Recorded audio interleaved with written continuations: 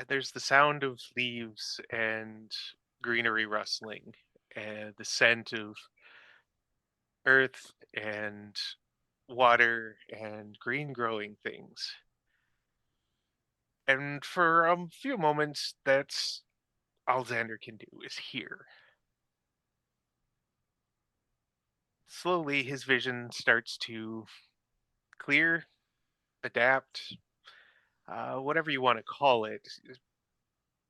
Things ease into clarity, and sitting before him on the boughs of what appears to be an enormous tree is, I hesitate to say dryad because that brings a certain shapeliness and humanity to mind. This is more as though a being had shaped its body out of leaves and vines into the rough approximation of a human woman, but limited in how close it gets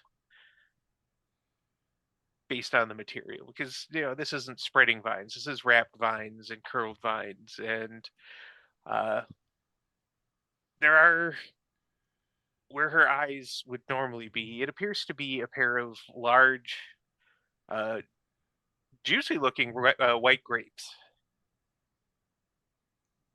They move roughly like human eyes do. And she studies them for a moment from where she's just leaning back against this enormous trunk before she says, out of all the possibilities for who could have been the one to find that nail, I would not have bet on you. And that's not a slight against you. This just, the whole adventure thing doesn't really seem to be your cup of tea, if that's the correct idiom for this time.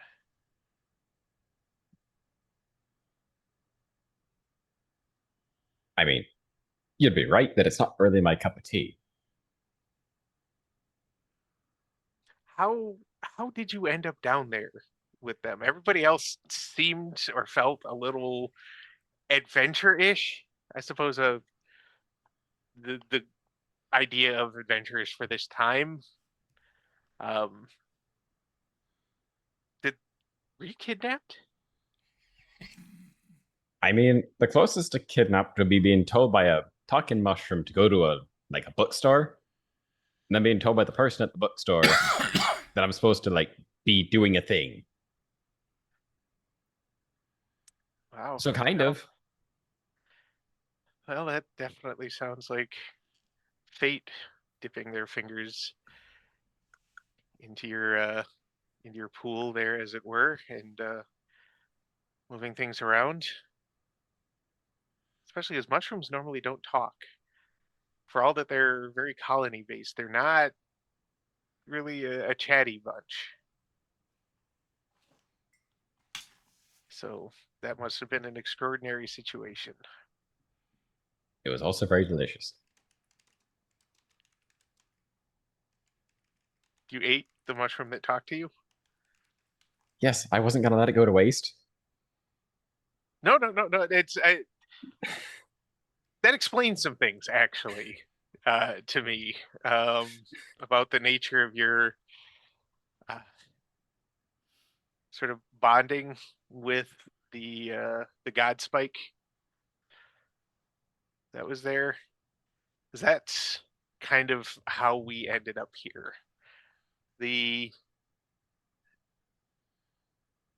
When you touched the spike and then touched it again, because you did touch it twice, at least two times, if I recall correctly, because you were trying to help. Oh yeah.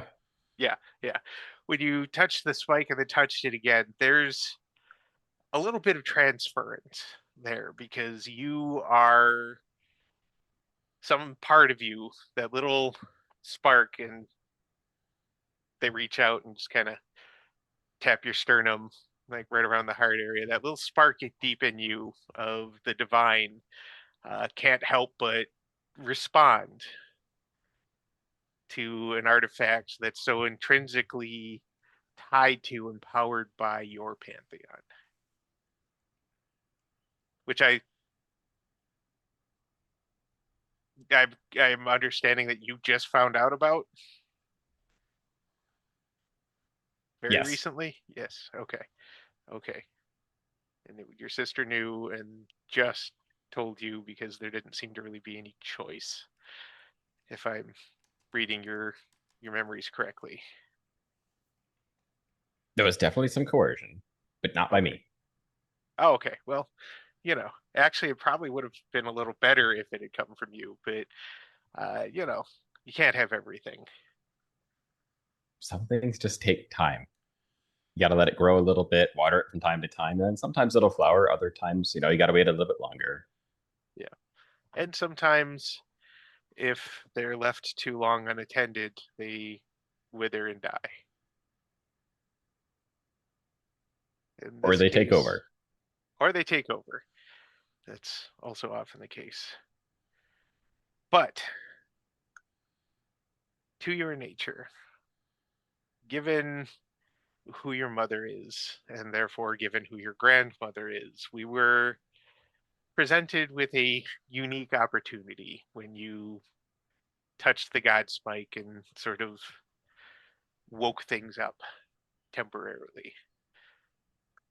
The tree at that like moves as though a huge gust of wind had hit it, although you don't feel any wind or air movement at all. The branches rock, the leaves rustle, there's a creak of living wood that's moving against its will before things settle down again. And the vine woman kind of reaches behind her and pats the trunk. And yes, yes, I'm getting there. Calm down. Um, we were afforded a unique opportunity to come with you and help as best we, or I guess in this case, I can. Um, you can call me Malagozia. It's as good a name for me as any. It's not my original Greek name, but it's a contemporary version and probably easier on the tongue for somebody who doesn't speak Greek. And I am. She strokes her chin for a moment, like she's searching for the words, and she's like, "Well, you'll probably actually understand this the best. Um, consider me something of a cutting of the guardian that watches over the God Spike, at least that God Spike."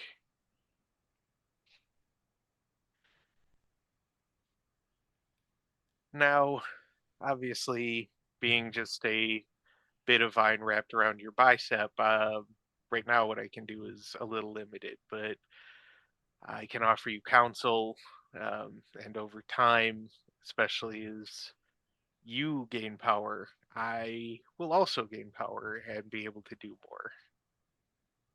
And in exchange, I just need blood every now and then. You'll hardly even notice me taking it. Like, I won't take enough to harm you. I'm not putting any spores or seeds in you or anything. I just, without the God Spike to nourish me, I need a little bit of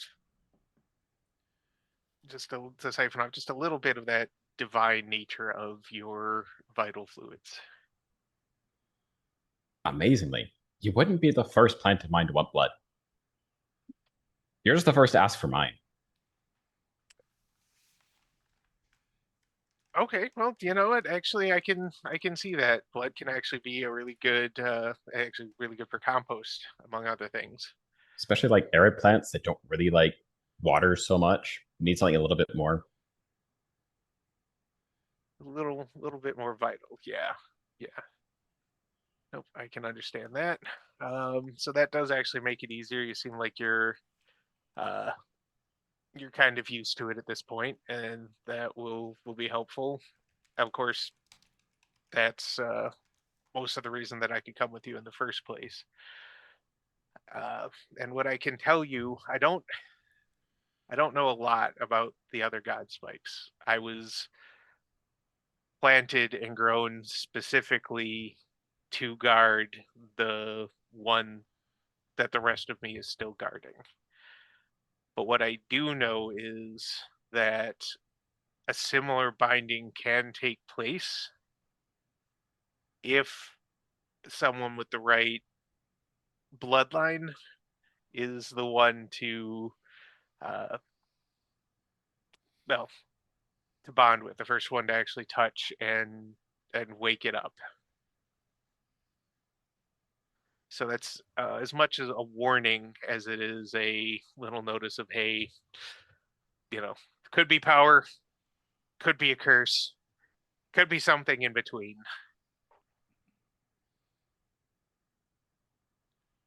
Which would make sense why a leech would want to touch it first. That's a different case. That leech was, if the blood I was tasting is correct, that leech was Titan spawn. Their rules are a little different. A Titan spawn, given enough time, could corrupt a God Spike, basically removing a nail from the door that's holding whatever's locked away, locked away. Even worse, if they got enough of them, they could use those God Spikes because they are bits of the gods themselves as weapons against the gods. There's all sorts of stuff you can do with a fragment of a god. I So see. there's a number of reasons that the god spikes must be kept safe. We still don't know how they found this one. There shouldn't be any records. These were placed here long, long, long before any European settlers came to these shores. She does this like kind of little thing, like she's rifling through uh you know card files or whatever, and you feel just the faintest little tingle in the back of your skull, almost, is like she's rifling through your memories while you're sitting there and just going, yeah, yeah, yeah, it was the European settlers. These shores before, uh well, before, like, when written word was still considered very fancy and only for the priests, if that. And these have been here so many centuries, aeons even, um, buried, settled, and protected. I don't know how a town formed here. I don't know how anyone even knew these were still here. If from what little I remember, before we were sealed away, like, it was made so the gods would forget it, and their servants and everybody would just forget this area. They came through, they leave again, sure that they'd seen it and it was nothing special, nowhere, nowhere good for a settlement, nowhere good for a picnic, just a place that they didn't even need to remember. It was so unremarkable. And yet I find that there's a thriving community, well, relatively thriving community, a whole town in this spot that people still come and go to and from. Yes. Have you seen I'm what they do to trash piles? They build on top of those too. that it, oh god, they do. Oh, I thought humanity would like really advance in the time I was gone, but I mean, no. arguably they advanced just in like directions that you wouldn't expect. Yeah, yeah. But so oh man, this is a lot to take in, honestly. You're telling Um, me. well, yeah, that's fair. I know this is a bigger shock to you than just about anyone, all things considered. But it's not just that there's a town here. It's that Titan spawn made it here. Organized Titan spawn made it here, set up a nest or something, and or together enough to actually find this place, dig it up, or find that place, dig it up, lure some god-blooded there. I'm not sure what the point of that was, but it was probably something revolving around the plans to corrupt the god Spike. Because let's face it, the best thing to connect you to a god Spike, if you're not one of the sparks yourself, is to use their blood, bones, organs, probably the whole thing. At least not whatnot in that situation. Um, so I kind of am urging you and your friends to do your best to make sure that nobody goes back down there, um, to the spike that you found, and to ensure that the other spikes are safe and uncorrupted themselves. Keep an eye out for anybody else trying to find them, because if one group of Titan spawn could, others could as well. Do you know how many there are? Uh, I overheard them saying 5. That was Zeus. But there might be more. I don't know if there's one for each pantheon that was involved, but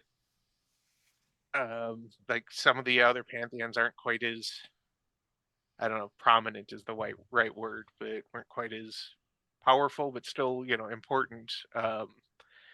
So I would say at least 5, and I feel like the more of them that you find, the easier it's going to be to find the others. But I could be wrong about that. I had a lot of time to think down there. We had a lot of time to think down there. So maybe 5. So maybe 5. Yes, possibly more, but I would say at least Definitely 5. at least 5. Okay. Yeah.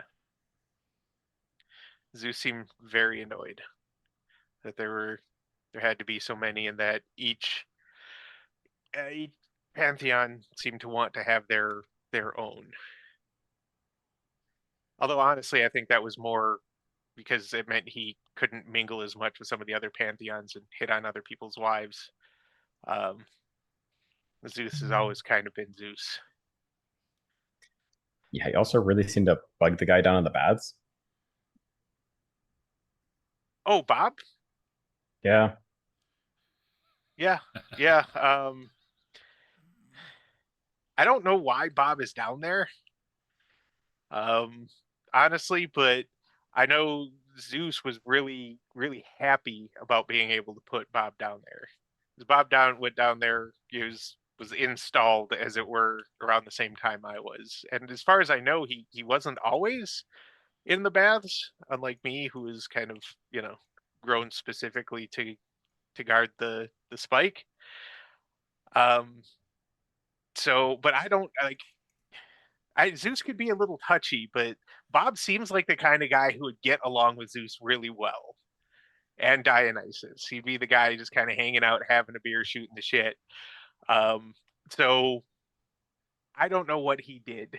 Um, my only other possibility is that he was actually put down there to protect him from, oh, it's a pikey kitty, to protect him Right. from maybe Hera, um, because sometimes the Theoid had to do that, just hide somebody somewhere else or as something else to protect them from another god. Usually because of what one god made them do, but the Theoid were powerful, not necessarily noble. So take care of plant, find more Yes. spikes. Yes. We have no way of knowing where to find the other spike other than Titan probably wants to go find other spike. Probably. Oh, and the kind of the third thing is make sure the spikes are still settled. And As what if they're over not the settled? then you need to find a way to resettle them, and each one's going to have a different way. I'm pretty certain. The problem is whatever they were trying to contain is, as you could guess, immensely powerful if it took joint action by multiple pantheons to lock it away in the first place. And no, as you saw, no prison is perfect, and no prison is truly forever.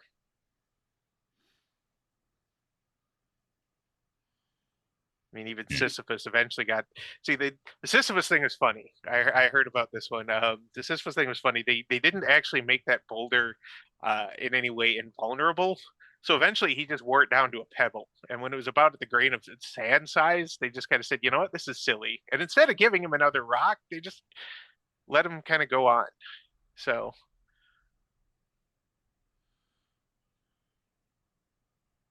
That still took a while.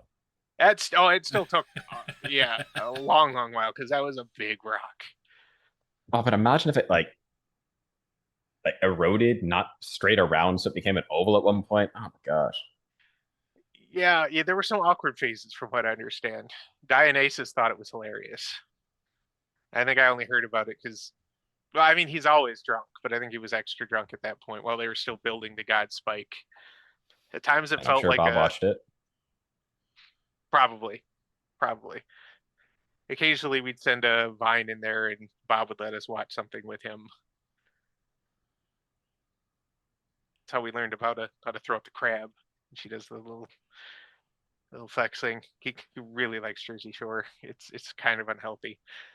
Um, but yeah, that's and you can kind of feel the edges of the dream starting to unravel. It's about that time. Faint strains of your alarm making it through the rustle of leaves and everything around you sort of brightening just around the edges. She Yeah, says, you're good. "Oh, go ahead." Glad to be introduced, but the other plants need help too. Yeah. Oh, yeah. Yeah. Definitely. I want to help the other plants, and if they have anything to say, I'm always happy to chat. So we'll see how that goes. And then as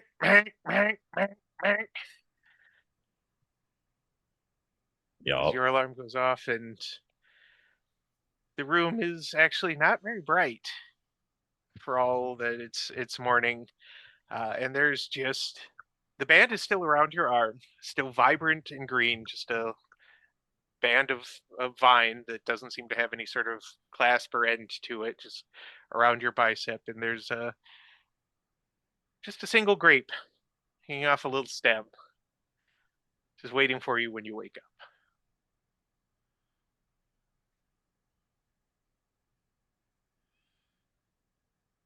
I look at the grape. The grape doesn't seem to be looking back at you. This might not be a grape eye. It's hard to say. It's not like like moving on like a stalk, just whoop. It's just sort of just hanging there. I check to see how tightly it's attached to the vine. Uh, even a little tug detaches it, stem and all. You know what happened to the mushroom. You know I what's do know happening what to the happened. grape. Yeah, It's like, and it Vine, you better is know. delicious. It is sweet and crisp and juicy, and some part of you knows that this is not a grape that anybody else has tasted in centuries. This is something ancient that has been reintroduced just for you as a little treat.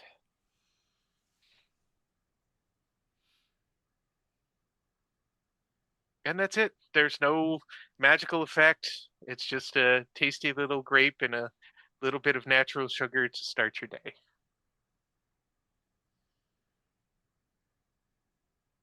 Solid. And that's where we're going to pull the curtain on this little cold open. So, hi, everybody. Welcome to another wonderful episode of Everyday Divinity, where these wonderful sparks let me torment them and seem to keep coming back for more. God knows why. Uh, that's fair. We're going to go ahead and start the introductions as we always do with the cold open victim. I mean, cold open uh, member, Xander, Nick, Friendo. Yeah. On the Discord, I'm known as Mudkip. I'm here 2 nights a week. The first of those nights is Thursday for our Deviant Paradox game. Yes, I went through a whole bunch of names and got the right one this time. On that game, I play Grant. He goes off on his own. He gets himself in trouble and is just kind of here for the ride. Although the ride's definitely getting bumpier. But you know what? Fasten your seatbelts. The other night that we need to fasten seatbelts for is our Friday night game for Everyday Divinity. You're here. It's tonight. It's great. Playing Xander Melanoe. There we are. The plant loving, and if it looks like it's edible, doesn't smell poisonous. Most things don't really smell poisonous. They just kind of taste very bad. And then you feel really bad later. It's a whole thing. But anyway, he's here. It's great. He likes the plants. The plants usually like him back. Sometimes the mushrooms talk. With all that said, I'm going to go toss it over to the next player for introductions, who is going to be Kevin tonight. Oh, hello. I am in fact Kevin. I have the pleasure of running the same game twice on Mondays for two very different groups and two very different results. And that's using standard D&D 5e set in an ancient Greek world because it's easier than building your own. And then on every second Wednesday, I get to be a bard, which is my natural state of being, in the wonderful and marvelous Hellhound 20 game of Humbled Heart, using the Humblewood system D&D edition. So we're very cute, very mostly bird-like creatures who are committing horrific acts of violence upon the world, because that's the way it is. And then on Friday, I get to come here and see what the hell Saul wants to do.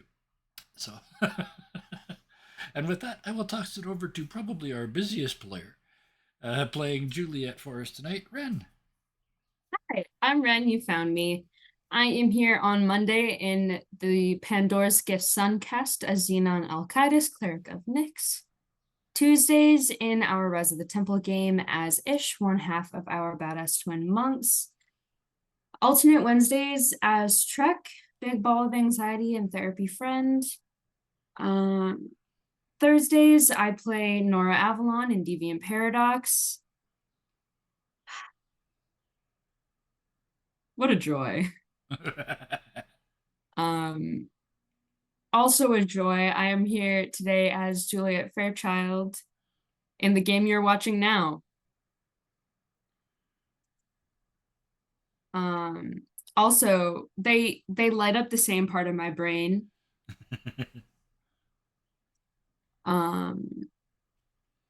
But like, I don't know how to explain it. Anyway, and on Sundays, I am here as Runa Ingvild's daughter in Shadow of the Vocturn.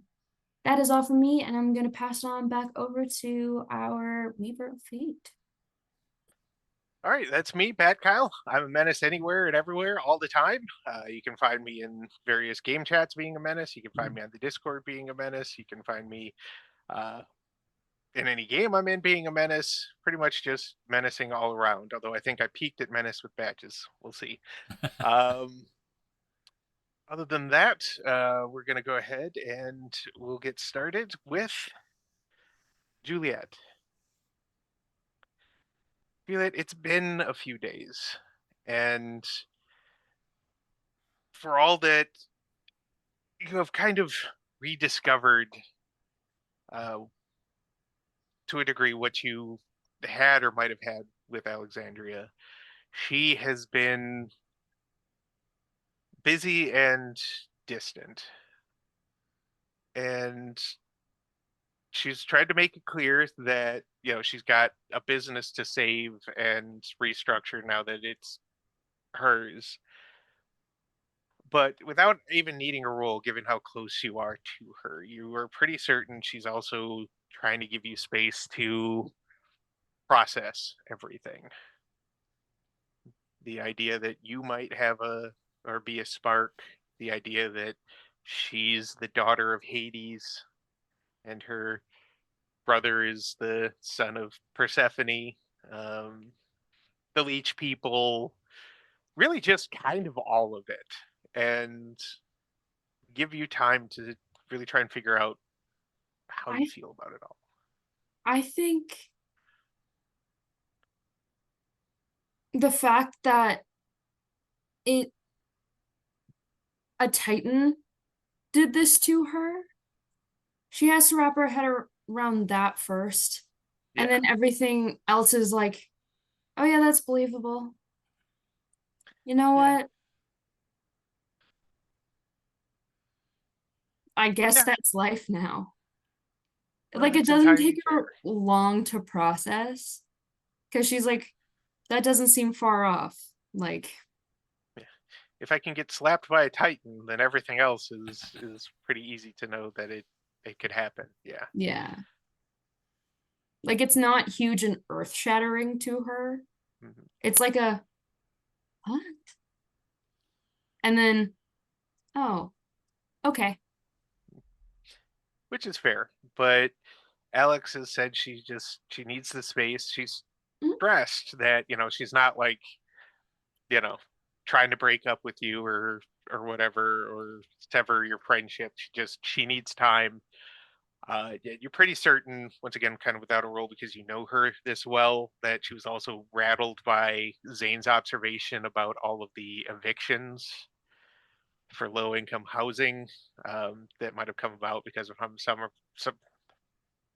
from some of her work that she hadn't really either considered or had just tried very hard not to think about. So there's probably some soul searching going on there too. mm. And you know that Zane has also just kind of, since the big threat to the people he looks out for now at least, has been handled, he's off picking up the pieces and trying to make sure that his remaining people are okay. So, and Annabelle's been doing what she can to try and help everybody, looking through her books, trying to find anything that might reference what might be under the city or the town, or anything about the town at all, the God Spike reference. But she hasn't said a lot either, or they haven't said a lot either, probably because they haven't found much. The big question now is what has been, besides coming to terms with things, what has Juliet been doing, and what is she doing now? Um,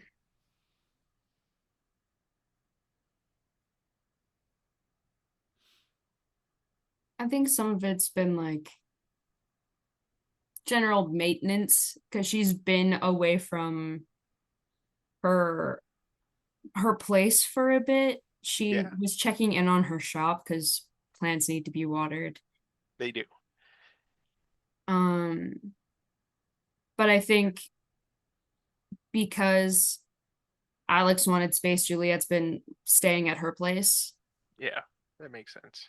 Now that, hopefully, at least hopefully, the leech people aren't still trying to get into her house. Um, There are no more like new bite marks in her door or anything. And when she gets there, other than a little bit of dust here and there aren't any indications that anybody is broken in or rooted around in her stuff. Um, Anything like that. Some of her more delicate flowers are might need Grant's help to bring them back to. Grant, who's that? Oh god damn it, Xander's help. You're not Uh, even in that game. I'm not, but I watch it religiously in part to try and catch Sans, peeking at Twitch chat. But um, yes, Xander's help to bring them back from the edge. They're just, some flowers are incredibly delicate, and while popular and you know expensive, they can be divas. Um, so I think she also, aside from just like maintenance, I think I've mentioned that she was always witchy, Mhm. but the ghost hunting became a new thing after what she experienced because she Yes. thought it was a ghost. So now that she kind of has answers, it's not that like she's throwing away all of her equipment. She still like thinks it's cool. Yeah. It's I think she is going to do a little ritual and try to find out a bit more about herself and what she might be able to do. Okay. Or like answers through witchcraft, I think would be cool.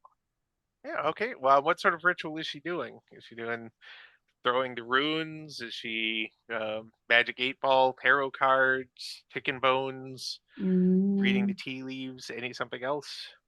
I like the sound of runes given her pantheon. Okay.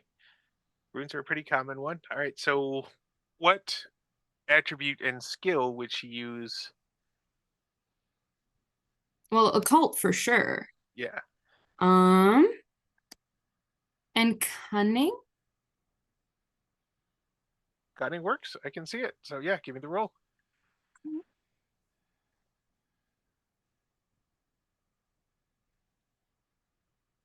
I'm sorry, Pike. I know you're trying to sleep. Oh, hi. Oh, she's taken my arm. Oh, no. Guys, oh no. You're trapped now.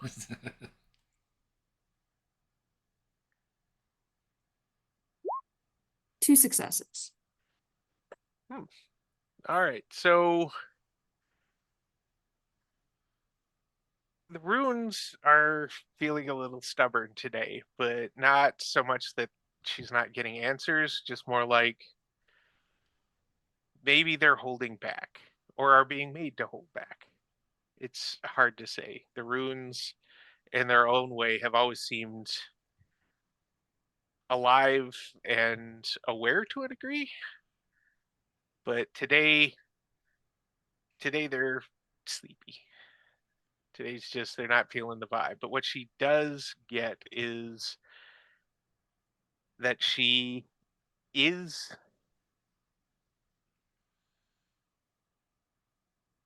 something special. She is what she suspects herself to be.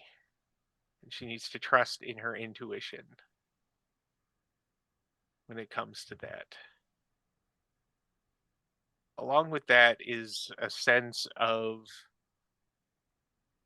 danger specific to her, not imminent danger, not danger that's near her, but more the danger that somebody warns you about when you're about to do something inadvisable, like being drunk and trying cliff diving for the first time.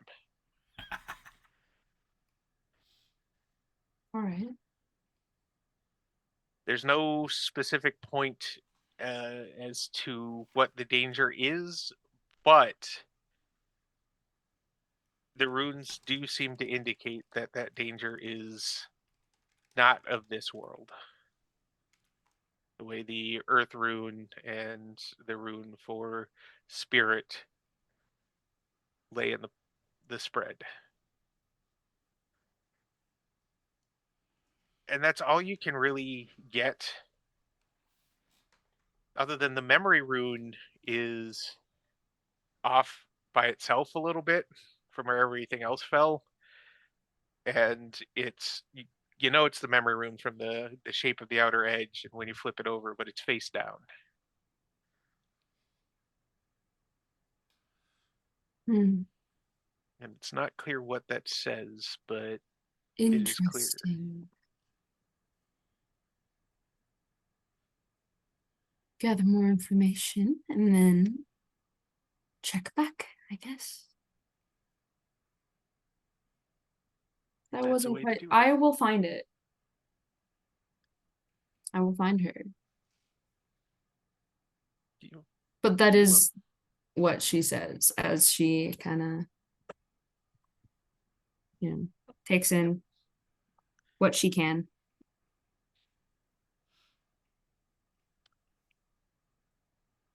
There's a little text.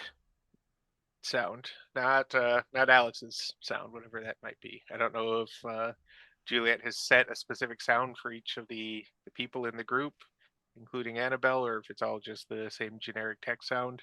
So it would be like they're not super fancy. It's like so if it's someone in the group, it'll have so she has general like notification. Mhm. And then it's a different sound for everyone else in the group. And then there Alex has a different one. Okay, so It's like on importance. and if you ever hear their phone, you'll know exactly where you stand. Yes, perfect. Uh, But it's so clear that only Alex is the only one with different. So like you yeah, guys are high priority. just not high priority. It's just like I'd stop brushing my teeth if Alex. Yeah, yeah, Yeah. yeah. We got you. So it's a one of the group notification, and it's from Annabelle. It just says, Juliet, you may want to check the Ghost Hunter message boards. Because there is one. Ghost hunting is kind of a thing in Merlefield. And um, especially since they don't really get a lot of traction outside of Merlefield for their videos and such.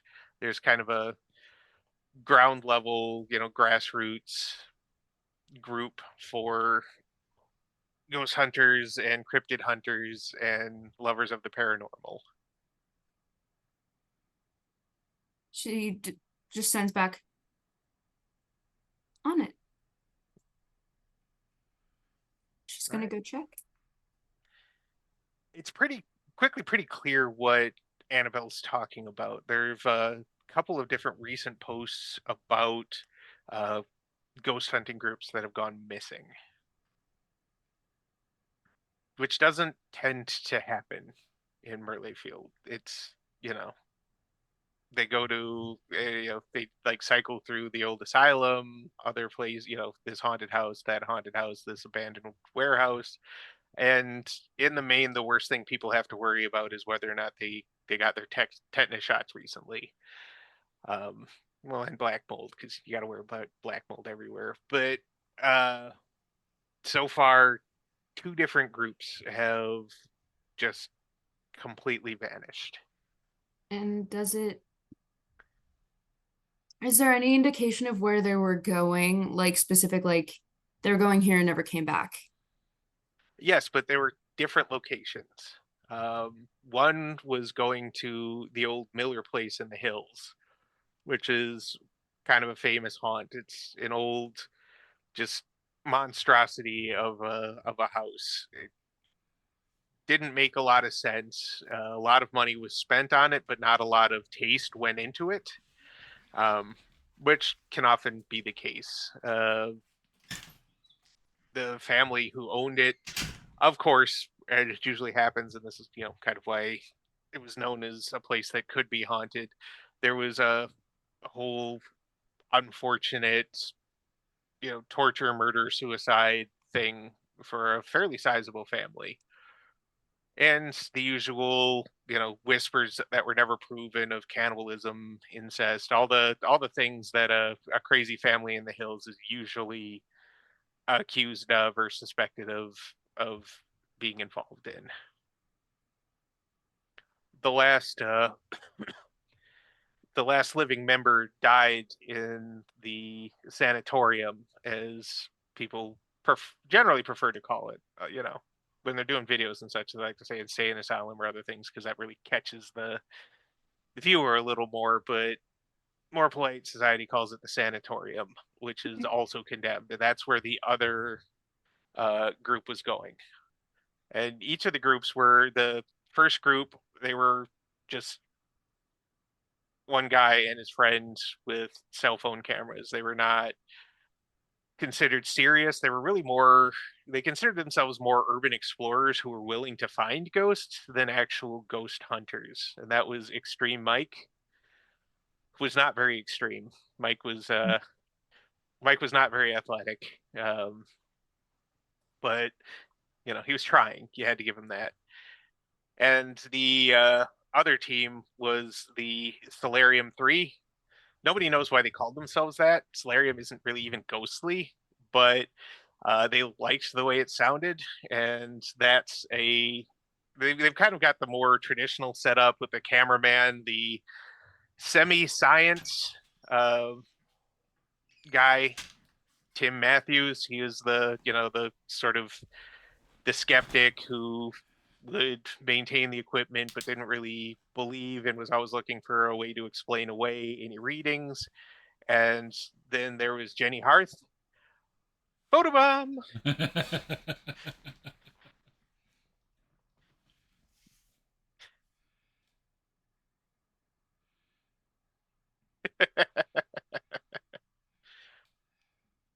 That's how you know it's live. Just a moment. And that's Yeah, how no you know worries. we're live. That's how you know we're live. Yep. All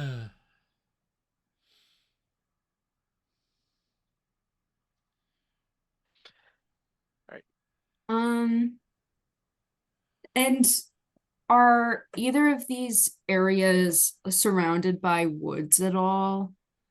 And an Good. additional question. Because in my head, the first thought was Titan, but all the she was specifically told to go back to that spot, so I'm sure a Titan can travel. And there's probably some significance to the spot. So it could still be the Titan. Sorry, thinking out loud. Yeah, no worries, no worries. Yeah, she was kind of instructed to sort of retrace your steps and go back to where it all began. But now that she knows it's not a ghost, she is right. For all she knows, it can travel. It doesn't have to, it's not trapped in one spot.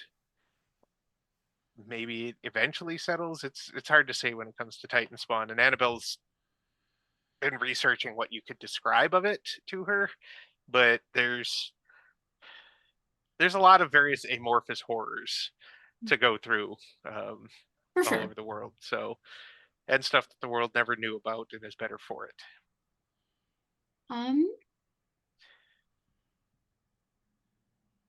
Should I check them out? Is she sounds different over text, probably. I don't know. Yeah. I'll get there. No, it's all right. It's all right. Annabelle is just like, I mean, you said that you needed to find the Titan and get that drop of Titan essence instead of giving up memories. So probably, I mean, they may just maybe nothing. It might be a publicity stunt. It could be. I don't go alone because it could be another, a different Titan spawn or cryptid or spirit. But I mean, the only weird thing that doesn't seem leech related uh, that we've got right now, and at least it seems kind of tangentially related to the haunting spawn thing. I'm sorry, I don't have a name for it yet. I'm trying. I promise I'm trying. All right. In the group chat, would anyone like to come on an adventure? With no expectation. Yeah, Saul doesn't have a phone, so don't expect a response from him. Julia will ask Annabelle if she sees him. Okay. Annabelle's like, I think I found a way to get a hold of him that he can't dodge. This is a good time to try that out. So He's not dodging. He's technologically impaired. you just have to keep it in your pocket, Saul. And it's probably not the first time he's heard that, or maybe it is because people don't remember him all that much. But so yeah, there's in the group chat, Xander.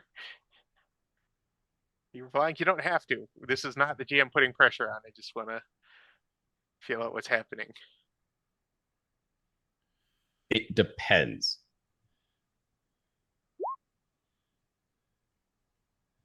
Uh, Once a guess. You get a thumbs up emoji, okay. and that is as much as you get. For our viewers that couldn't see the roll, you That is a rolled one success. one success, yes, but also 2 1s, so 2 crit fails. So, It could have been exceptionally bad yes, if It he could didn't have roll been. a 10. yes. Yeah. Well, to be fair, Xander isn't apparently super technologically No. sound either, because you don't need a cell phone to take care of your plants. I'm guessing. So yeah, the two people are the two people who are not so good with the beepity boops. So this will be great.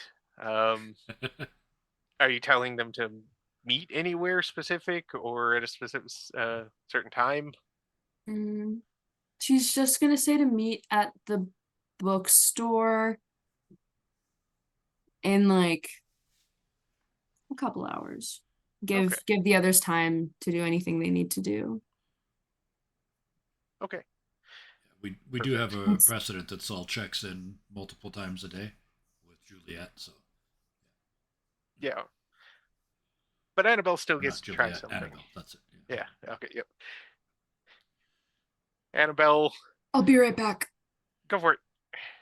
Annabelle in her little bookstore, the camera sort of pans back a little bit, and you can see them puttering around, crushing things with a mortar and pestle, and they've got a little vial of something kind of oddly purple and metallic, and something green that looks almost like liquid grass, but a little more see-through. And she measures a little bit of this while muttering something under her breath onto a little square of paper, like old style paper, almost like papyrus almost, and a little sprinkle of this, a little sprinkle of that, and solace. And the entire compound clumps together into a sphere for a moment that's pearlescent and white, which is weird because none of the ingredients were that. Yeah. Um, and it shimmers and kind of pulsates for a few moments before it splits open and a little death's head moth pops out and flutters towards the front door, goes right through the front door, um, trailing just a little bit of dust, but it doesn't not leaving marks anywhere. And you can see it flying through the town. Birds are ignoring it. People are ignoring it. It seems to be hunting something, and we know what it is. Yeah. And you can see the camera shift up behind the moth to show Solace running down an alley because Yep. that's pretty much what he's always doing. Yep. And the moth dives, Yeah. and there's just the softest of whistles. And Solace, you catch out of the corner of your eye, you catch sight of the moth before it just pops you right in the cheek. Yeah. And poofs into a little cloud of dust. And from that cloud, you hear Annabelle's voice going, Solace, we got a thing. Wherever you are, come on over. Yep. I got prize. So yes, he will go as soon as he gets that. But what he was doing when you found him in the alley is using a combination of his memories of what the last place. He's looking for his own spike. Okay. He's combining the logical things like the description of how we got to the other one, and it was an empty house, so I'm looking for that, and it had this feature and that feature. Combined with when he finds those places, he just sort of runs by and just sort of listens to see if the gods tell him anything about them. So my thought was, if you would like a roll, it would be intellect for figuring it out, and then occult for actually getting the zip, the feeling. Yeah, go ahead and give me the roll. Let's see how that goes.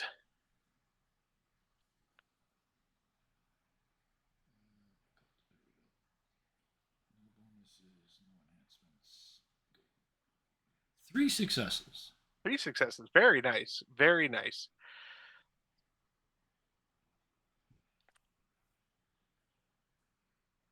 At the edge of town, away from the old sanatorium, away from most of the hillside manors, some of which are still actually populated, most of which are not so much anymore because the rich have sort of condensed into downtown. Somewhat near the water, but far enough back that it's hopefully not underwater. Mm-hmm. He gets the faintest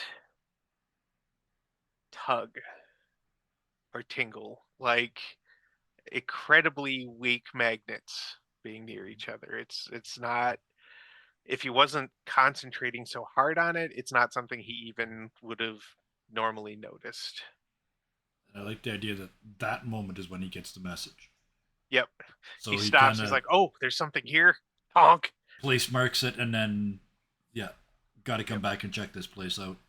And then without even breaking stride, just now he's running consciously, not unconsciously, and he Mhm. turns and heads towards the bookshop Okay. and the fries. And the fries. Yep. All right. So He hasn't mooched food in about 3 episodes, so yes, he's definitely going for the so it's fries. about that time. Yeah, it's absolutely that time. All right, so Solace is the first one to get there, I imagine. Everybody else is kind of prepping, and Solace doesn't tend to prep. He just does. Just does. So he's Yeah. he's the first one there, and Annabelle, of course, lets him in. There are a couple of actual customers hanging around, drinking coffee or tea and reading books, but Annabelle has a little table by the front counter. She's got just some plates of different fries. Yeah. There's no explanation for it. There's like, but there's straight, steak fries, waffle fries, shoestring fries, and some different stuff to top them with: ketchup, nacho cheese sauce, little thing of what looks like some sort of chili. Cheese curd, She's gravy. Saul's over in the corner making poutine. yeah, yeah. Yeah. They're not But yeah, Canadian, but yeah. poutine is good. So As and then as Annabelle walks by or drops it off or whatever it is, comes over and takes the lid off of it or whatever, he just looks up at her and says, "I think I found another nail." oh, okay. Can you point to it on a map, or is it I don't someplace have a we'd have map. to? You, sir, are in a bookstore. Yes, yeah, exactly. And they seem very confident for a moment, go Yeah. behind the counter and rifle around for a little bit, and then come back out and lay out a topographical map of Merlefield. Yep. Or maybe a year or two out of date, but these things only get updated so often anyway. Buildings come and go, but terrain features are forever. Yes, and his fingers are drumming. If you knew it, his fingers are drumming "Distant Early Warning" by Rush on the desk.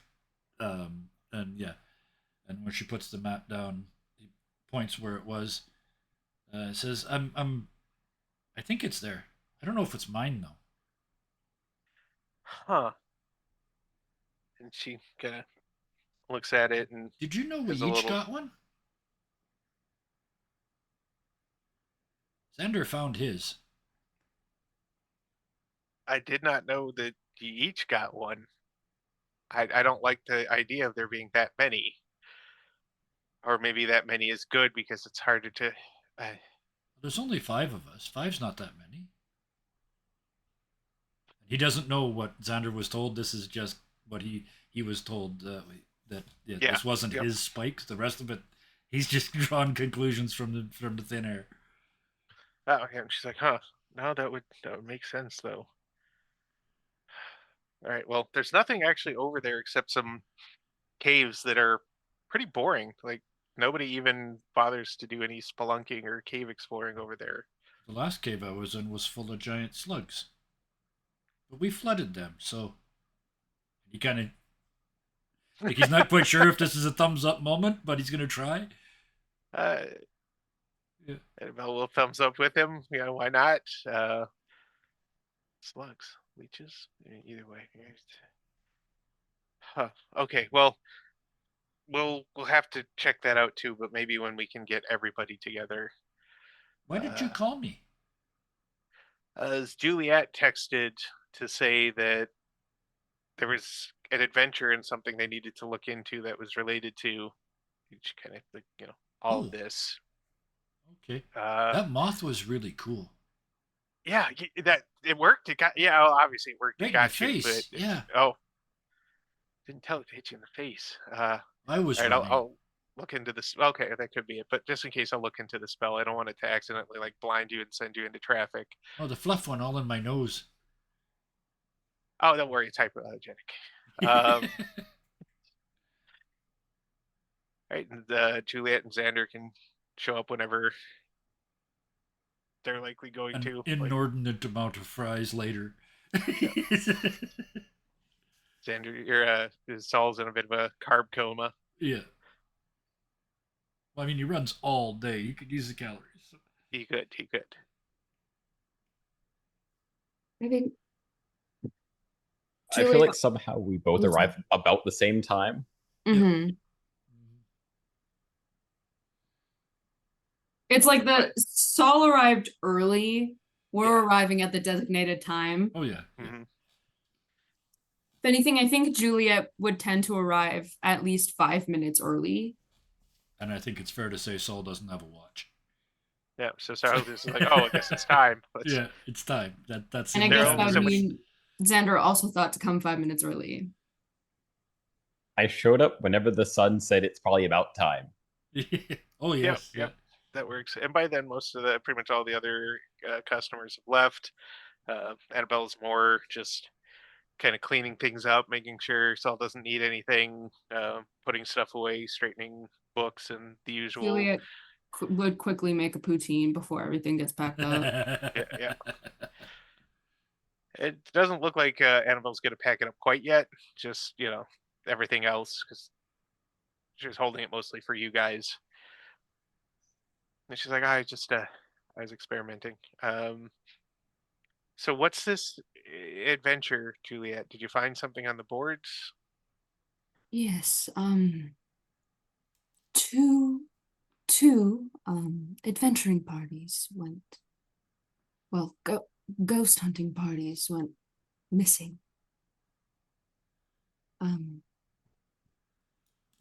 Could be a Titan of some sort. Could be my Titan. Or it could be something else. But I don't think it would be harmful to go investigate. Where was I it? mean, we could die, but if we're careful. Where were they? And he gestures to the map that's still on the table. And this is north of the spike he noticed, at least. Once again, kind of up in the foothills. It's one of the old manor houses that people don't really go to anymore. People aren't even trying to renovate them. They're just rotting away in the wilderness. And then the other one was, what I'm doing is looking, Solus is looking for a pattern. So without asking, he's drawing on Annabelle's map. He circles where the slugs were, because he still thinks it's all connected. He circles where Xander's spike was. He circles where he found his spike today, and then he circles the two spots if Juliet tells us about both spots. And he's just looking for a pattern.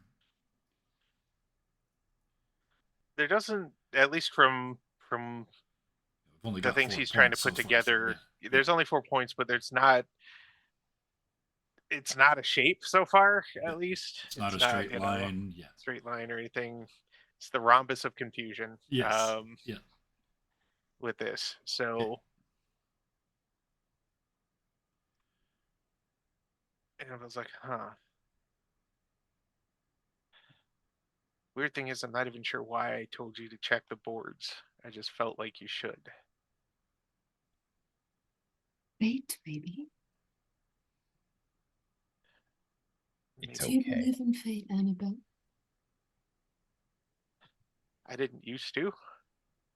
Uh, at at this point, everything I learned from Carlton and just what's been happening recently, it's entirely possible that fate's actually people sitting somewhere and weaving our lives and what happens to us. Hmm. I'm not sure that I'm thrilled or comfortable with that, but I also don't think there's really anything I can do about it. So, Let's not dwell on that right now.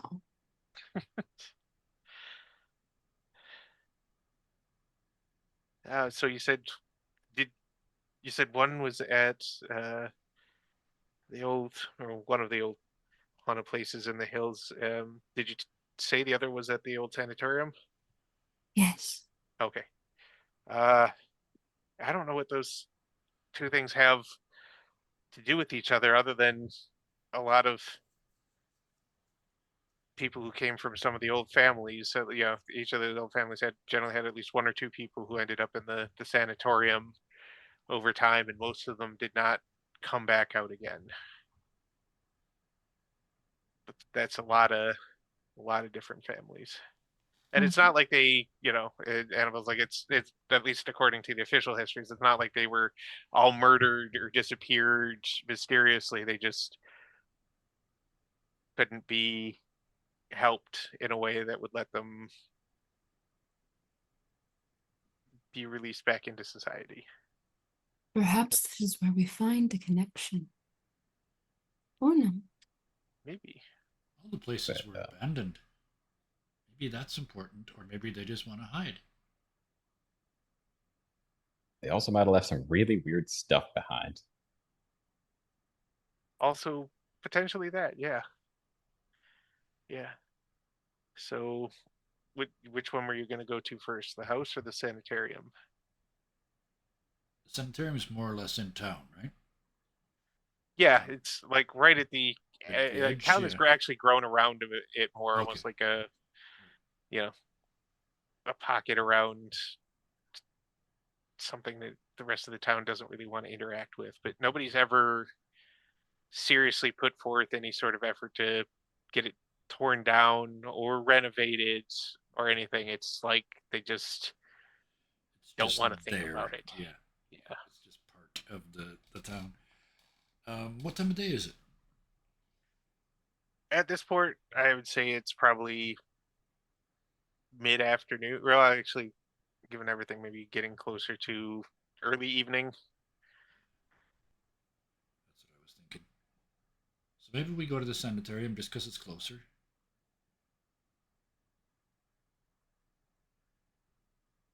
All right. And Yep. Jillian's like, well, or Annabelle's like, well, I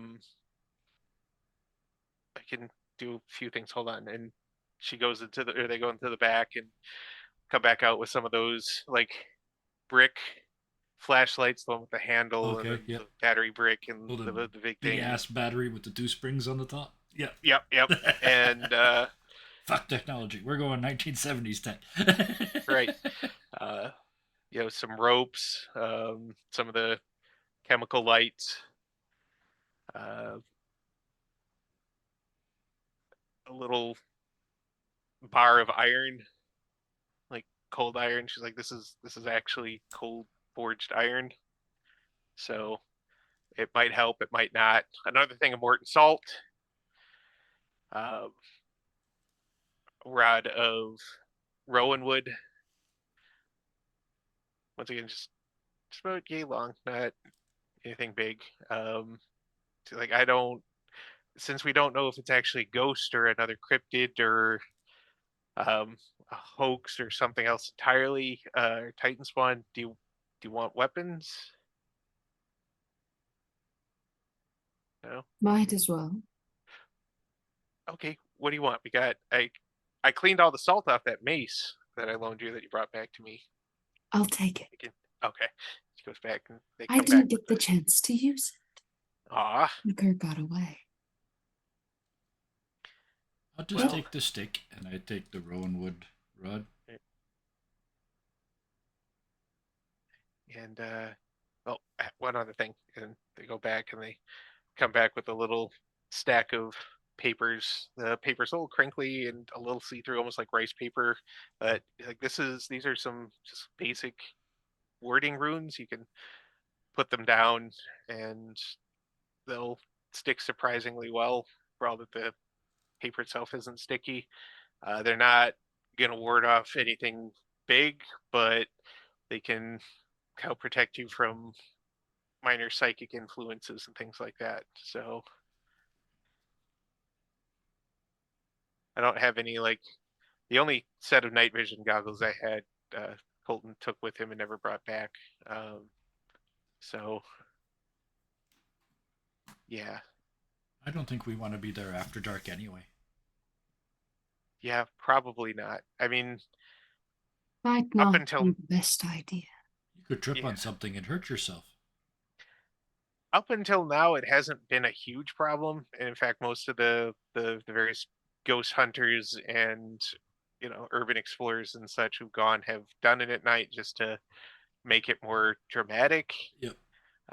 And really nothing's happened to any of them except sometimes stepping on something they shouldn't have, or Well, forget about what I said. yes.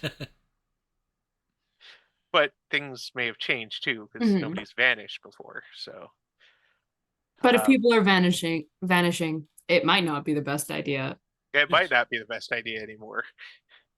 Nothing golden stays. So um, all right, well, I'll be here if you need me because I'm not going. I hope you enjoyed the fries. I'll pack it up and you can eat when you come back safe and sound. No promises, but we'll try. For French Yeah. fries, I will come back. Okay. Okay. Good. That'll have the rest all bagged up and ready to go. You can just pop them in the air fryer All right. or just eat them cold, however you like it. Good luck. Let me know if you need me to look up or research anything. If last time's anything to go off of, we might not be able to talk to you. Oh, do you have a moth we could use? He doesn't understand how the magic works, right? Kind of. Hold on. I've got an idea, and uh, they vanish in back again for a little bit, and you hear like drawers and cabinets opening and closing, not quite slamming, but definitely with somebody who's moving with haste. And after a few minutes, and what might have been swearing, although it was very soft, and it's Annabelle, so it's hard to say. Um, Annabelle comes back out with two little. They look like those wax vampire lip things that Yep. you get on Halloween. Mm-hmm. Um, two of them in individual packages, and she's like, "I know what these look like. I know, um, but they have a pretty neat, if strange, effect. They're paired, so if you need to say anything, you put one in your mouth and kind of talk around it. And this one, she points to the one that they have. They point to the one they have. This one will say that, say whatever you're saying. For some reason, they say it in a very cheesy Dracula voice, like Bela Lugosi style. We haven't figured out how to make it not do that. Um, well, one time I got it to talk like Pee Wee Herman, but that was somehow worse. So we're sticking with Bela Lugosi as Dracula, and they only work 3 times, short messages. So you can just say, you know, Annabelle, vampire, how kill. Like just keep it as concise as you can, and I'll hear it, and I can talk back to you with them. But I'm gonna try not to do that unless you know, have been gone a long time and it's very late and dark. We take it out before response. yeah, take it out of the packaging, put it in. Like you could, well, you I mean, if you really don't want to touch it, I suppose you could leave the plastic on, but it's going to sound really muffled and weird. So I think you just meant you take it have to off. take it out of It's, your mouth before it can speak on its own. oh, When the other oh, person speaks, yeah. no, It's you in your can, mouth and you it's don't, somebody else's you don't words. have to. You can just leave it in. I've been told it's a very weird feeling effect, but you know, just as long as it's not broken or depleted. Yes. Well, I've got the stick. Somebody else should take that.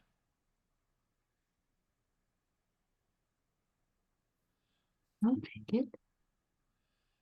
I'll put it in my pocket. Okay. Juliet wants to plug it in pocket. Xander can put it into his pocket. I just So- thought the idea of Juliet's voice coming through as Dracula was really funny to me. Oh, it is really funny. Yeah. And then just to be clear, we're leaving the other one with Annabelle, right? So that she Yes. can hear us. Okay. Oh, and they go, wait, just in case. And they go back and they come back with just some just regular walkie talkies. These are really for you guys while you're in there, if you want them. Because I know Solace doesn't have a phone, and sometimes simple things like these work when complicated equipment. Don't need Wi-Fi. Yeah, That's don't need Kevin, not Wi-Fi. Solus. But yeah. Wi-Fi So we'll go independent check on that. communication. So that's what I've got to give you, except hugs. If anybody wants a hug, Solus, absolutely. you- Very, Okay, well, very we'll do formally, yeah. Annabelle gives each of them a hug. Annabelle, it's very clear Annabelle wants some reassurance hugs because you guys are once again going into danger while they stay back at the bookstore.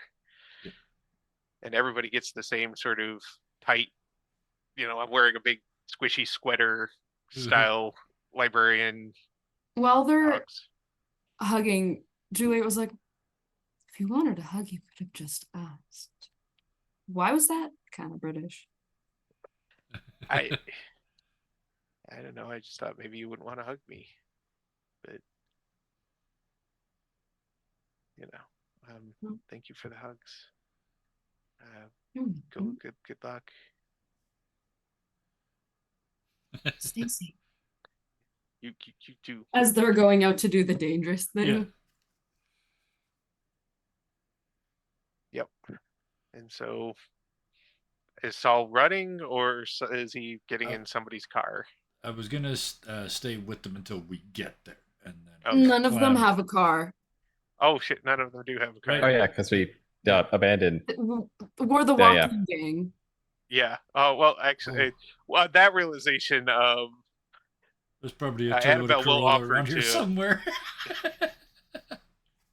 You could try and find a Corolla with a hot wire, or Annabelle will offer to get you a, ride share, An Uber. the local version of a Lyft or Uber. It's okay. Uber We probably run Hunts. How can faster. I help you?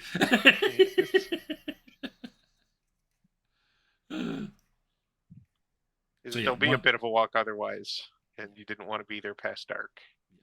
So yeah, the plan is once we get dropped off sort of a block away, then Solus will say, I can do some recon for us if you want.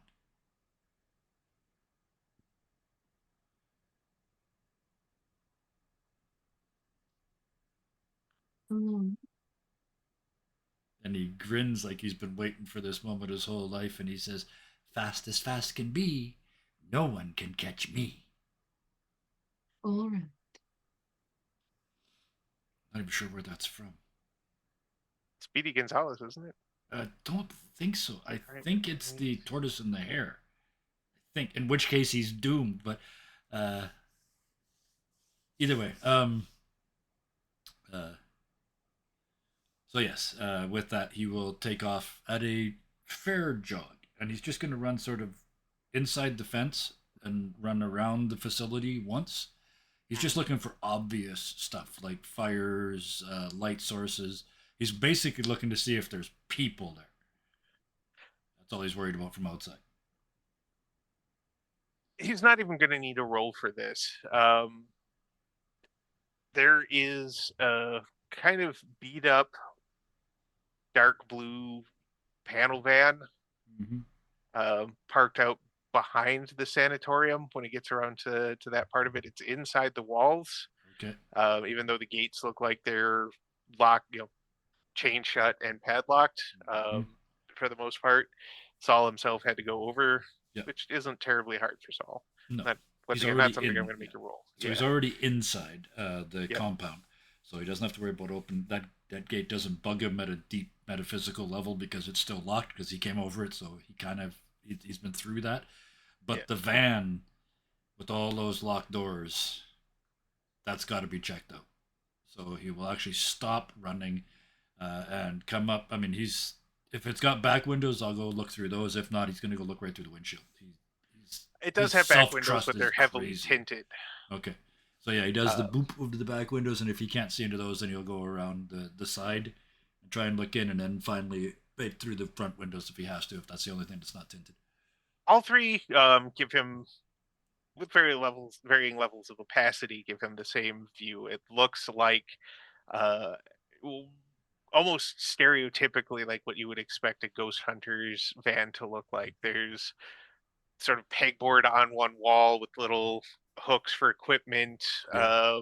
stuff.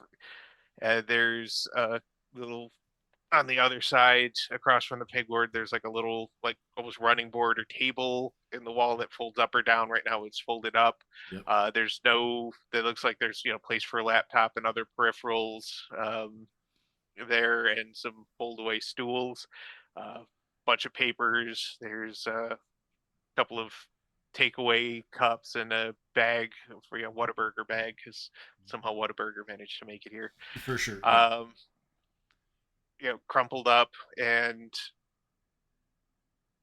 Keys in the ignition, or like, can I find them inside? If is it locked? I guess is the first question. it is locked, Okay. and there are no keys in the ignition. So it looks like they probably just took the Yeah. keys with them, because let's face it, You would. not Yeah. doing so in this area could be a good way to lose your van. Yep. I just wanted to make sure. So there's a petard just waiting to be hoisted. That's fair. Um, he has such unbelievable trust in his own abilities and his Yeah. belief. Like I said, he's a true believer, so the gods are going to get him out of whatever he gets himself into. So yeah, with that, he will finish his loop looking for any other signs of life. No other signs of life. All of the doors are to the sanatorium itself are closed. All of the windows have long since been heavily boarded up. Um, there's a Oh, surprising, or maybe not, lack of graffiti and defamation on it. Like, yeah, it's one of those this is not a places. place the It's kids came to hang out and such. yeah, it's almost too scary. But one thing he does want to look for: how did they get in? How would Saul determine that? Again, walking around the outside looking for wood that's been pried off of windows, doors that aren't specifically boarded up, kicked in windows in the basement, anything like that. And what skill Ooh, attribute combo would he use?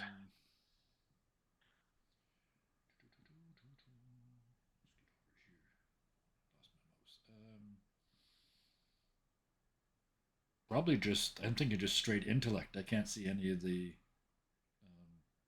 other skills really being any of the skills being useful. I think it's just a pure intellect attribute thing. If I'm honest. All right, well then just give me a pure intellect roll. Let's see what happens.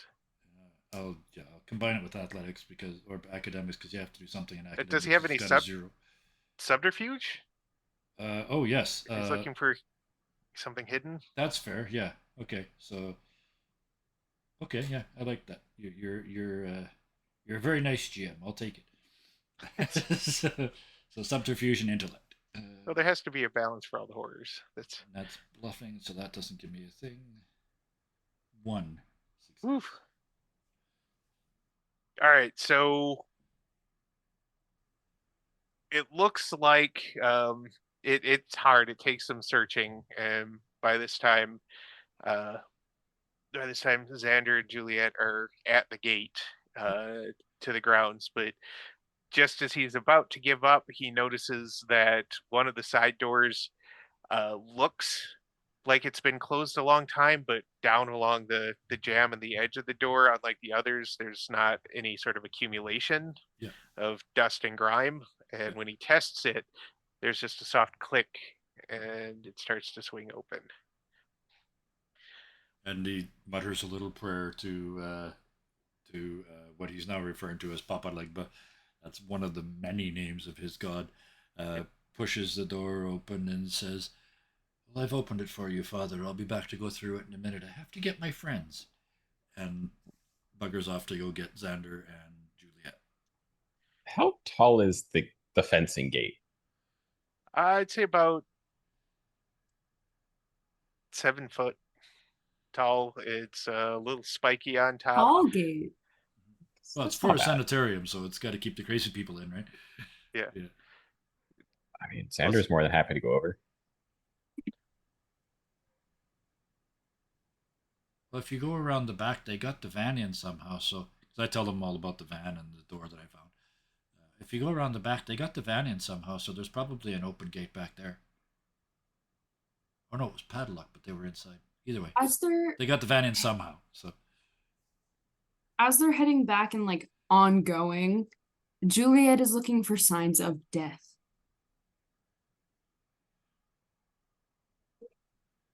All right. Let's get all angles looking for signs of life. Juliet would be looking for signs of death. Give me the roll. What do you think that would be? I imagine a cult in something. Mm-hmm.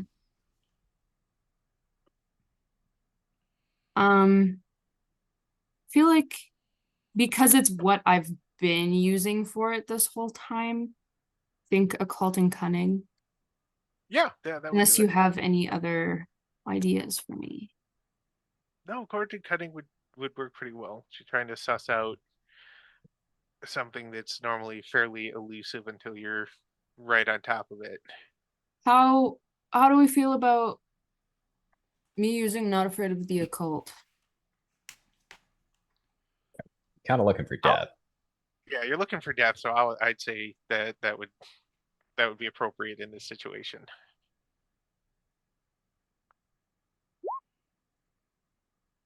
Ten What happened to successes. this roll? 10 successes. Holy crap! You wrote I something. think I solved the mystery. I mean, I was going to Yeah, ask if I could roll for revolting the fence, but I'm curious how this resolves. I can't actually even see the rest of the roll. There's no, it like a didn't even 9 and show a them 10 all. and a Yeah. blur, and The ghosts are obfuscating the rest of the roll. they don't want me to know. Okay, All we so know is that's 10 successes. yeah, this is something that Juliet hasn't actually seen or truly experienced before. Just walking around the wall, the fence, the whole thing. If she's heading around towards the back, like Soul directed or suggested, she's smelled death before, and this would best be described as the feeling on her skin of what uh, putrescence smells like. What? Sorry. The feeling on her skin of what putrescence smells like. Mm. It's oily and a little rotten, oddly sweet, and not natural. Okay. And I'm not saying it's not pouring over the walls around the sanitarium grounds. It's more like diffusing. And if she hadn't if you hadn't rolled this amazingly, she wouldn't be getting this because this is not something, despite, having a out of character of mother who's tied to death. This is, she doesn't have any special powers related to this Yeah. right now, any knacks or anything. So, but maybe it's her curiosity, maybe it's her recent experiences, but Old death saturates the grounds and the walls and the building, but on top of that is recent death. Who's gonna follow it? The trail Saul will leads her follow around. Juliet. The trail leads you along around the wall and to the back gate, which appears still to be padlocked and closed, but actually testing it, uh, the padlock was actually cut through Yep. on one side and just sort of set to look like it was still in place. It just chink, and it's very easy to unthread it. And yes, putrescine is perfectly natural, but you don't normally smell it in the middle of a city like this. And it's very easy to swing the gate open, and you can, see the faint tire tracks leading up to the van from there. If Xander still wants to climb the wall, go ahead, give me the roll.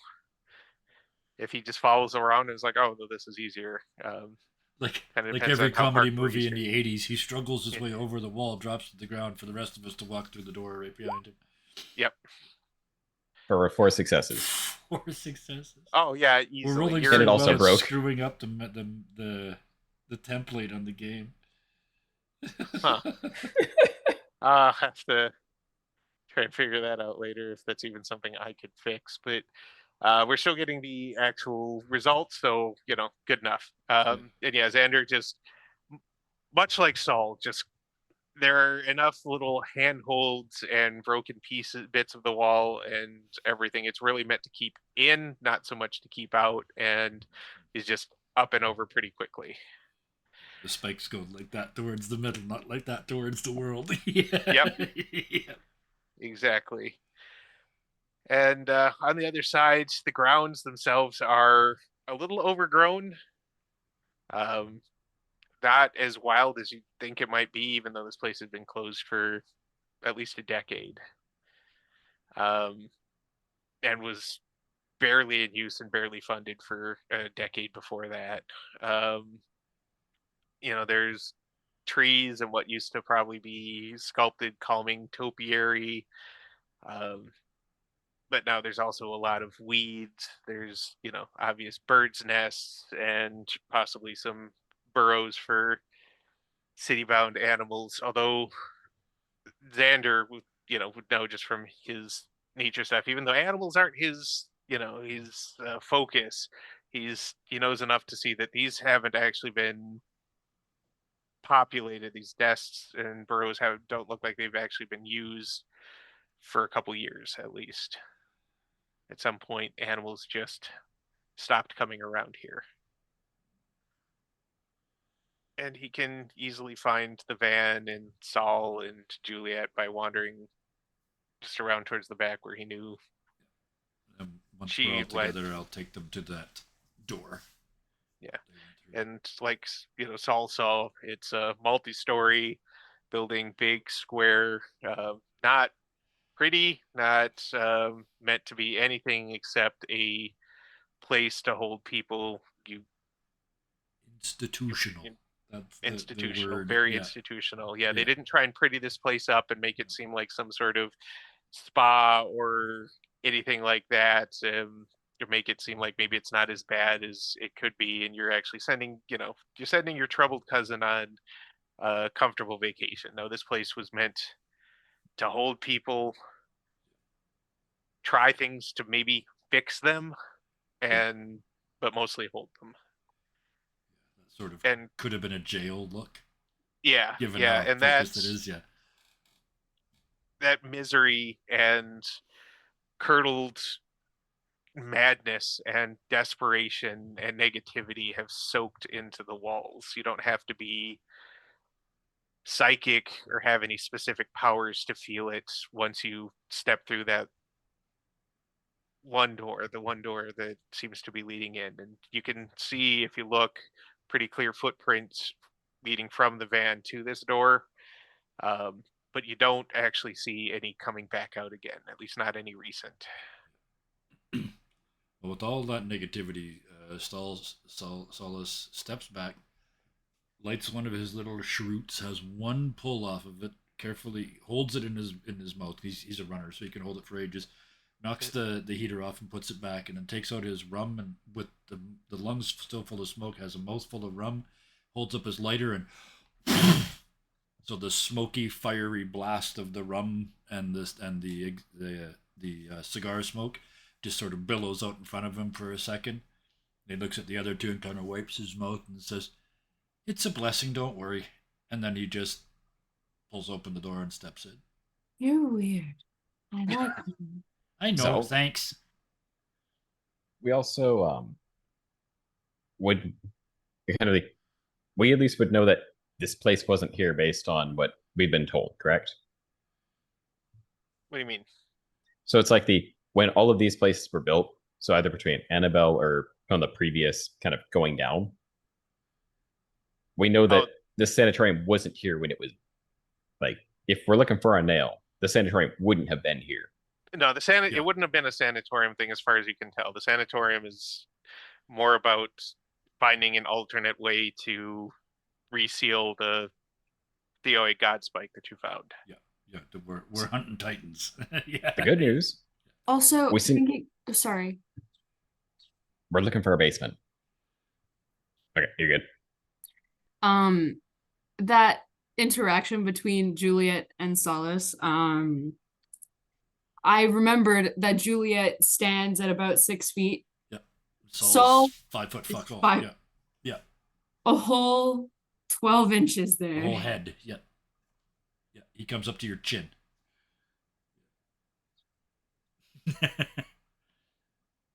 The door swings open when Saul gives it the push after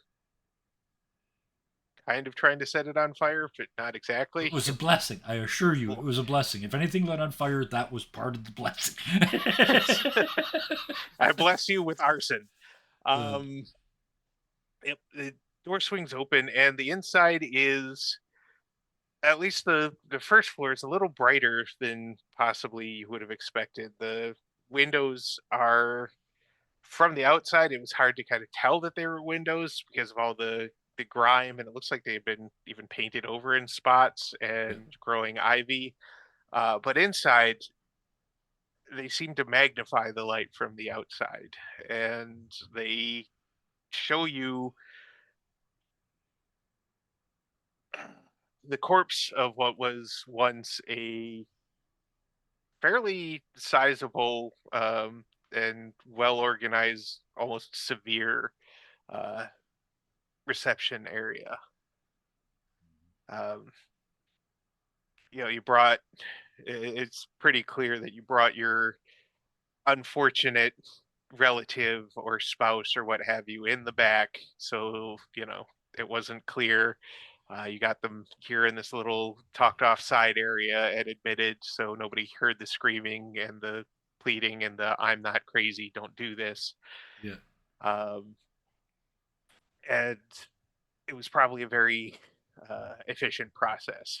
You can see an open, what was possibly a break room for orderlies, or just sort of a waiting room for them when they were needed to assist with a new intake, or the rare discharge. Attempted And- escape is what I thought you were going to say. They would never have put it that way, of No. course. Unauthorized access to the external Unauthorized world. access. Yeah. There's evidence that at one time it had been a little more populated with local wildlife. Mhm. Still not a lot of evidence of, even particularly brave or foolhardy teenagers. There's not the beer cans or Yeah. graffiti or the kind of damage you would normally attribute with a bunch of bored teens in a town with not a lot to do. This is whatever he mutters out loud. This is whatever the opposite of hallowed ground is. Yeah, And then he checks the flashlight to make sure it works. 'Cause flashlight's working. He's seen a horror movie or two in his life, and then turns it back off, puts it on his belt, and looks for the footprints. It's all dusty in here, right? So It is, and you can see the footprints pretty clearly leading deeper into the building. They curve around the reception desk and head through. There are a pair of the old style swinging doors with the metal and the little round windows in there. The windows are cracked but not empty. The glass is almost Those, orange. yeah, those hideous little windows with the wires in them, like somebody's gonna Yes. break a window this big. Ah. Yeah, I yeah. assume the new death smell is on that path. Faintly. It's actually harder to smell in here, and it's not clear why, except possibly given her connection, just this place is uncomfortable on a spiritual level now for all of you, but for Juliet especially. This is not a place of clean death. This is not a place of rest or, putting down your burdens. This is a place where people went to die slowly in madness for years, some of them their entire lives from childhood to adulthood. And it has left an indelible mark on every piece of this building. This is what I happens think when Xander? you tell people that they're sick and not just different. I think Juliet is usually someone that like is confident and she carries herself well, but she is a very loose and like flowy person. It's the spooky whimsy. Yeah. Right now she is rigid and there seems to be some hesitation in her steps. However, she's carrying through with them anyway. And yeah, Xander, you're right. Not only is the vine around your bicep a little tighter than normal, but you also notice that a place like this, especially if it's getting some sunshine and there is evidence of water damage in different places, there should at least be mold and fungus. There would probably be some plant growing where, in spots where the sun and water kind of converge, because once again, animals would have brought some seedlings in with them. The wind might have blown them.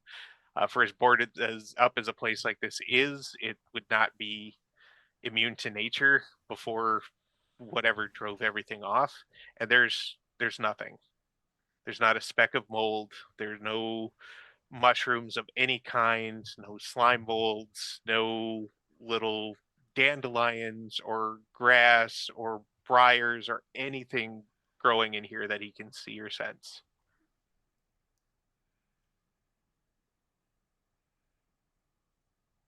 Gotcha. I like the idea that only Xander clicks that. Yeah. Right. Wait a minute. There should But at I least be weeds in here. But the rest would of us kind are of see, yeah. is the water running in any particular direction?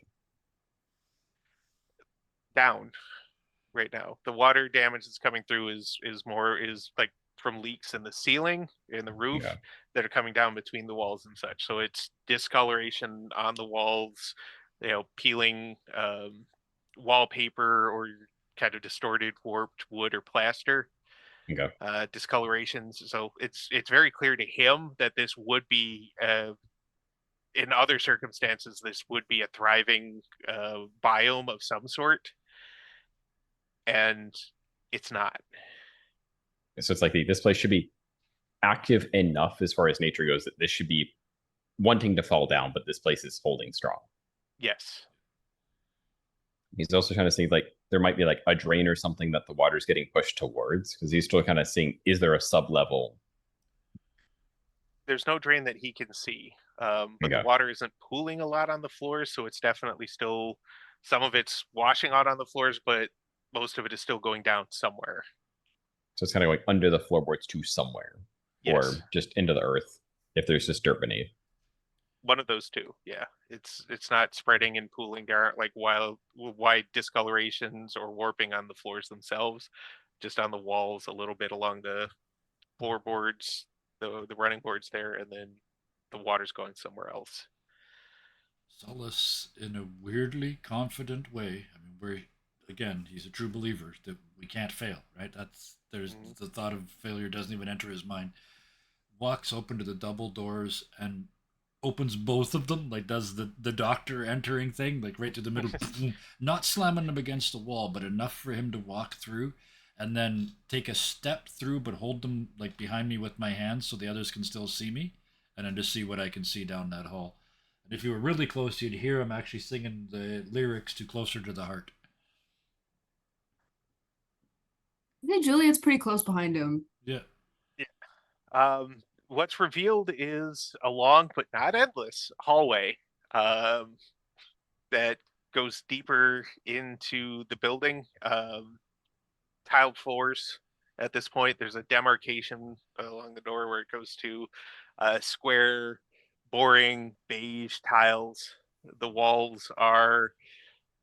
At one point, it was probably a soothing, almost minty green, but time and wear have faded it to a more gangrenous pattern. Um, Still no visible mold, but something has caused the paint to ripple and bubble and discolor in patches together. There are, at least as far as he can see, three sets of doors set in steel frames. The doors are slightly recessed before uh, the hallway hits a wall and T junctions. Okay.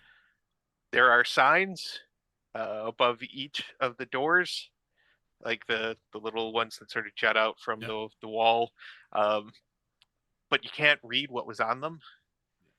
The words, it's hard to tell if the plates themselves warped or if it's something about the words that you just can't process. Right. All he's looking for is footprints. He's just following the footprints. The footprints go down the hallway. You see one or two sets like sort of split off towards a door and then Yep. come back and And go then come down and back. split off Yep. towards a door and then pretty much on each side. So I'm looking for the set And that doesn't come back. Yeah. the first set that doesn't come back is in the on the right side in the last set of the three sets of doors, at least as far as you can tell. There's some scuffling around the door jamb, but the scuffle, even he's not an army ranger or anything, but he can make out the different shoe patterns, and the scuffling comes from a pair, like one of them is a pair of like Timberland or style work boots. Yep. One of them's from some sort of sneaker, and the last one looks like it was uh, more like a pair of barely heeled slip-ons, Okay. Yeah. and that's the pair that didn't come back. The door And itself, the doors that you pass are fairly unremarkable. But once again, they're heavy slabs of doors.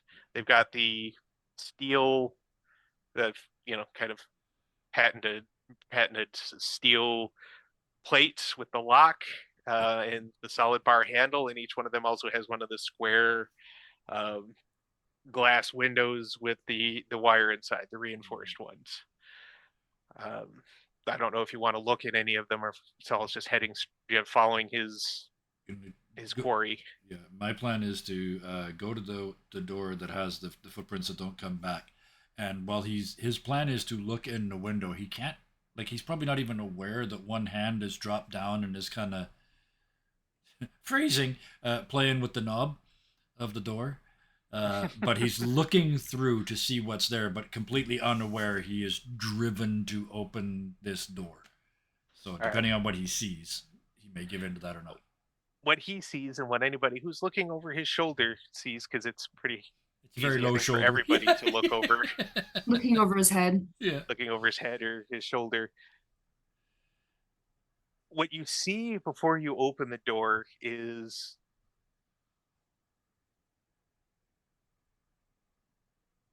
It looks real. It's a brightly lit room with a steel table, slightly angled like this, with a little brace at the bottom for feet. Yep. There's a woman in a hospital gown strapped to the table. Her hair is curly and dishwater blonde. She has makeup on her face. She has, Juliet, you would actually know her as Jenny Harth from the Solarium 3, because they're the ones who vanished here. Um, and she's screaming silently. You can't hear But she's breathing. any of the noise that she's making. She's breathing. She's straining against the restraint. She's got the heavy leather cuffs with the padding around her wrists and ankles. They're down at her sides, a strap on her forehead, keeping her head down.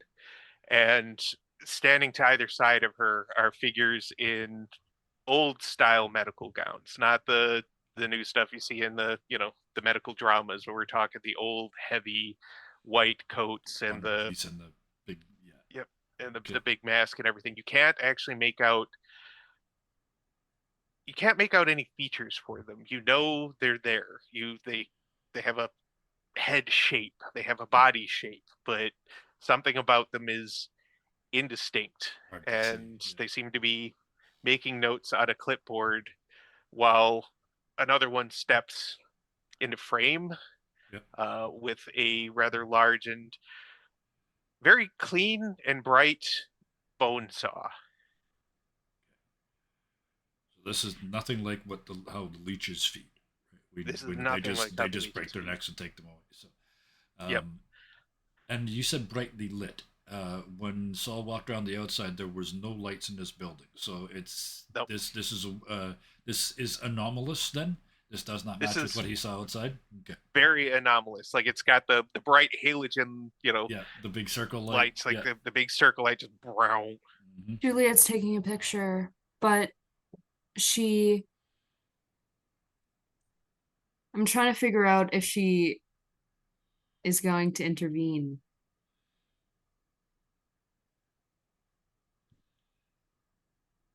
Yeah, Saul's next action depends on what the other two do. He is She's waiting. going to intervene. So yeah. Okay, so how I don't think she like thinks about it, Yeah. but like she makes sure she gets that picture. Yeah. All right, so Juliet grabs the camera, lifts it up, makes the snap, and there's the flash. Yeah. What were you doing, Xander? I saw you had It depends on what happens when he walks through the doors. Okay, So when he walks through the doors, that Okay, makes sense so- because the flash would be Saul's trigger, right? It's like, oh, we've given away our position. Door open, let's go. Because he's saving it's a her too. flash and she's running in. Yeah. So yeah, by the time you click and by the time you move, Saul's got the door open. Assuming it's not locked so, because he didn't the check. flash, Xander and Soul barrel in, Juliet right behind he wasn't them. barreling. Oh, he's not barreling? Juliet No, barrels. Yeah. Oh, Juliet It was barrels. when he walked into the hallway, he was checking to see if there was any kind of the feel of wind from somewhere that might be kind of pushing air through this place. Oh, no, the air is very still. Okay, if it's still, then he would be following in part of scene. Okay. All right, so there's the flash. The door slams open because everybody's rushing in. Yeah. And what meets you on the other side is not what you just saw. This room is old. Like, the table is there, but it's rusty. There are stains on it, discolorations that are very clearly old blood. Yep. And a little new blood. I was gonna say, yeah. Okay. That bone saw that you saw is sitting on a side counter under one of those. It's one of the walls for X-rays and such. The light up ones. Yeah. Along with some other tools. There's a little fresh blood on it too. Mm-hmm. But there's nobody in the room. It feels very much like a room that nobody's gone into in ages. The air is stale and musty except for the blood. Juliet, your picture when you give it the little shake and let it develop.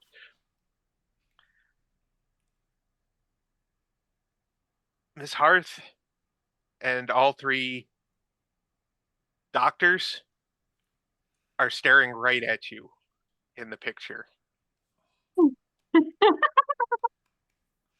Their eyes are hollow and not They have eyes. they have eyes, but they're just complete whites. And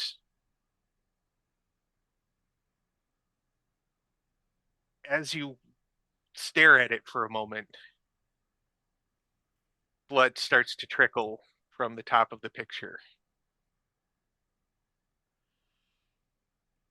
And The she's picture. like, she's making sure that the other two are seeing this. And you both are seeing this. This is not just a Juliet thing. The picture is bleeding, and everybody in the picture is looking at you with white eyes. And that's where we're going to draw the curtain for tonight. Perfect. Yeah. Oh, Bravo. that's so cool. Oh, what an image to finish on. I love that image. The looking That's at you so and then it starts to cool. bleed. Yeah. You are a master of the horror genre, sir. Well, you know, they say do what you love, you'll never work a day in your life. I thought you were going to say, you know what they say, do what you know. Well, there's that too. Write what you know. Yep. Also, she did take another picture of the empty room. Yeah. Yeah. While she was kind of waiting for it to start processing. That's okay, because I think the And first we'll thing cover Saul's what going to that do is. next week is climb up on that table. So, I think he's going to be where she was. I think, but we'll see. We'll see what he thinks in a week. We'll see. Yep. So thank you everybody for joining us for this. Well, another page in the horror journal that is Everyday Divinity. Thank you to my players for putting up with the stuff up here. Putting up with. Oh, it's a pleasure. It is a pleasure, I assure you. It's a joy to be here. I'm right where I want to be. Thank you to chat. I saw it was pretty lively. You know, I love that. I'm sorry. I know I've kind of teased other DMs about it before, but you know, when you get in the flow and you're focused on the story and trying to keep everything together and make it as good as you can for your players, this stuff kind of goes by the wayside. If you are watching on the VOD or watching on YouTube, you made it this far. You obviously liked what you saw. Like, subscribe, do all of that. We have so many wonderful stories that you can also go and see. We have hundreds of hours of different great games. And we're going to keep doing this one as long as they, you know, they keep showing up. So join us on the Discord. The Discord is just one of the most wonderful, welcoming, supporting places that I've found on the internet, and that's thanks to our Discord daddy and channel father, Kevin. So thank you, Kevin. And chat, I already did once, but I'll do it again because you yelled. Thank you, Kyle. Like I said, you are a master of the horror genre. We've got nobody else on the channel that that is that good at what you do. So it is a pleasure. I leapt at the opportunity to be in this game. So. I didn't get to be in the game you did before this. Yeah. I didn't I'm really bad at watching I'm bad at watching VODs. And I didn't see it, but I know I had a feeling. I really love that game. I might try and revive it again some point or something else. I've got I need to focus on the game because of or take us back to the little town. We'll see. But we'll close it out the way we do tend to here at Dirty 20, and that the world is not a great place right now. It's hard to keep up your energy. It's hard to keep up your optimism. It's hard to take care of yourself. But you can help in little ways just by being kind. Be kind to yourself. Be kind to others. Be nice to yourself if you don't have the energy to be kind. Be nice to others. And if nothing else, you don't have to put more negativity out in the world.